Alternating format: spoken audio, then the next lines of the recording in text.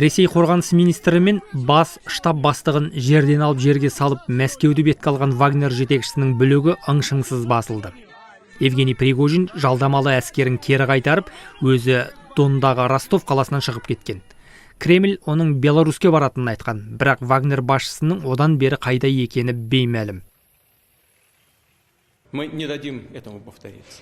Вагнер бүлігін Ресей президенті Владимир Путин сатқындық деп атап, заң алдында жауап береді деген. Кейін баспасөз хатшысы Дмитрий Песков Пригожинге қозғалған қылмыстық істің тоқтайтынын хабарлаған.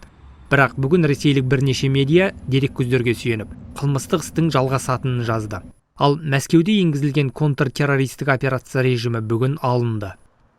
Қорғаныс министрі Сергей Шойгу 3 күндей тым-тырыс жатып, бүгін бақ бетіне шықты. Министрлік таратқан ақпарат бойынша Шойгу Украинада Купянск бағытында соғысып жатқан Ресей қарулы күштері батыс әскери бөлімінің жұмысын пысықтап жиын өткізген. Видеоның қашан түсірілгені белгісіз.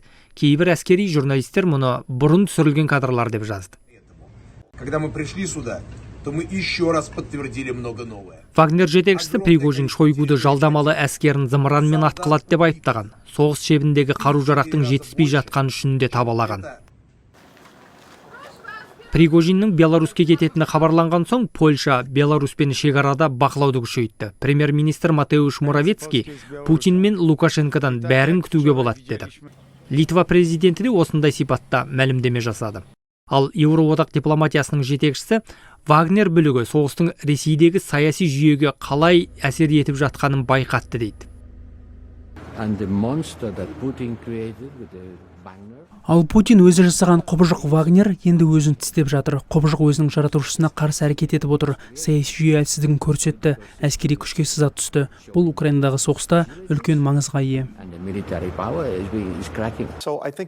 ақш мемлекеттік хатшысы Энтони Блинкен Ресейдегі шиеленіс Украинадағы әрекетіне әсер етуі мүмкін деп топшылайды. Ал НАТОның бас хатшысы Йенс Столтенбергтің сөзінше, бүлік Ресейдің Украинаға шабуыл жасауының қателік болғанын көрсеткен.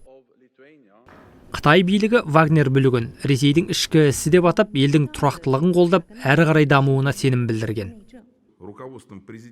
Ресей премьер-министрі Михаил Мишустин бұл сыннан кейін ел Путиннің маңына бірігуі қажет деп мәлімдеді. Ресей бүлік уақытында да Украинаға әуеден шабуыл жасады. Киевке түскен зымыраннан 5 адам қаза тапқан.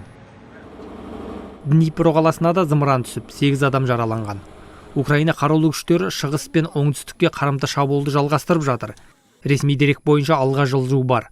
Бүгін қорғаныс министрінің орынбасары Анна Маляр Донецк облысында тағы бір ауылдың Украина әскері бақылауына өткенін хабарлады.